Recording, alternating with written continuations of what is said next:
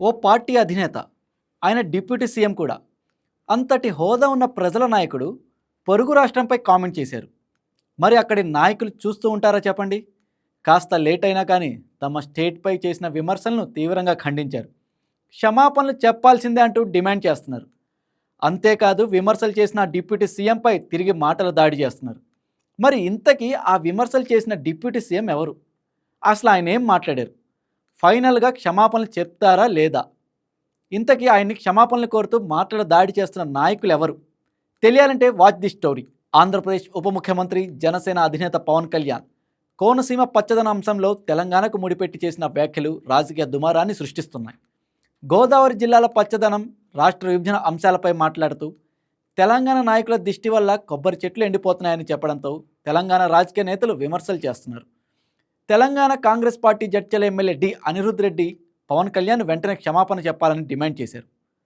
Pawan cinema OG సినిమాకి రూ. 800 ticket ధర పెట్టుకొని ప్రొడ్యూసర్లను కాపాడామని, కానీ తెలంగాణ ప్రజల మనోభావాలు దెబ్బతీస్తే ఊరుకునేది లేదని ఘాటుగా హెచ్చరించారు. నవంబర్ 26న గోదావరి జిల్లాల్లో జరిగిన ఒక కార్యక్రమంలో మాట్లాడిన డిప్యూటీ సీఎం పవన్ కళ్యాణ్ రాష్ట్ర విభజన సమయంలో తెలంగాణ నాయకులు గోదావరి పచ్చదనాన్ని చూసి అసూయ చెందారన్నారు.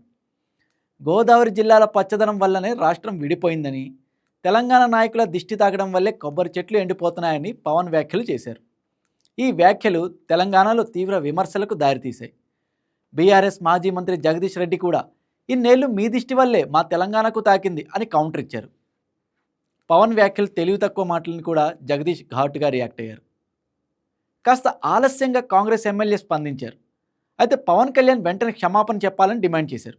నీ ఫ్లాప్ అయిన సినిమా కూడా ప్రొడ్యూసర్లు బతకాలని రూ. 800 టికెట్ ధర పెట్టి చూశాం, కానీ నువ్వు తెలంగాణ ప్రజల మనోభావాలను దెబ్బతీస్తే విధంగా మాట్లాడితే ఊరుకునేది లేదని పవన్ని హెచ్చరించారు.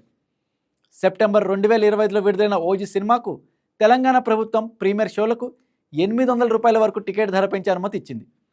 ఇకపోతే ఇలా ఈ విధంగా తెలంగాణలో కాంగ్రెస్ బీఆర్ఎస్ నేతలు పవన్పై ఏకకాలం దాడి చేస్తున్నారు. అయితే ఆంధ్రాలో మాత్రం టీడీపీ జనసేన కూటమి మౌనంగా ఉంది. ఈ క్రమంలోనే పవన్ కళ్యాణ్ త్వరలోనే క్షమాపణ చెప్పకపోతే ఈ వివాదం మరింత ఊపందుకుంటుందని రాజకీయ వర్గాలు అంటున్నాయి. తెలంగాణ ప్రజల మనోభావాలు గాయపరచడం ద్వారా పవన్ తన ఇమేజ్ను దెబ్బతీస్తున్నారని కొందరు అభిప్రాయపడుతున్నారు. మరి ఇంతకీ డిప్యూటీ సీఎం కిందకు దిగొచ్చి ఆయన స్థాయిని తగ్గించుకొని క్షమాపణలు చెప్తారా చెప్పరా అన్న విషయంపై ఇంకా క్లారిటీ మాత్రం రావట్లేదు. చూద్దాం చివరికి ఈ విషయం ఎక్కడి వరకు వెళ్తుందో. ఈ వీడియో మీకు నచ్చినట్లయితే లైక్ కొట్టి షేర్ చేసి మా వైకే టీవీ ఛానల్ని సబ్స్క్రైబ్ చేయండి.